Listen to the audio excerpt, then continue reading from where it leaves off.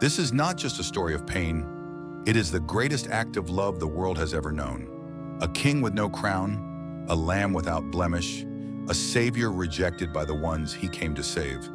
This is the death of Jesus Christ, and it changed everything. It began in a quiet garden, not with war, but with weeping. Jesus knelt alone, surrounded by sleeping friends. The weight of the world pressed upon his soul. His tears weren't for himself, but for the sins he came to carry.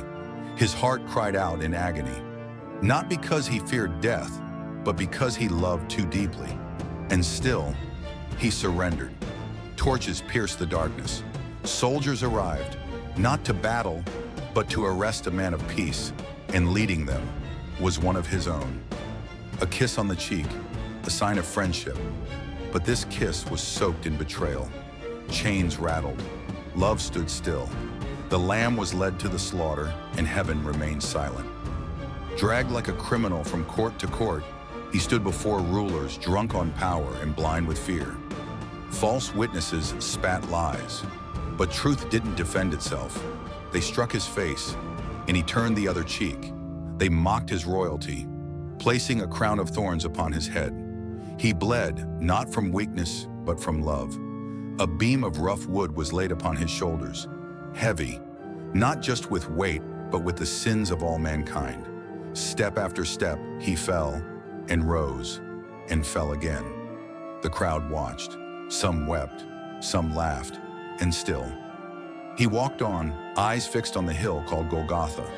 They laid him down on the wood, not with force, but with surrender. Nails tore through his hands and feet. Each strike echoed through eternity.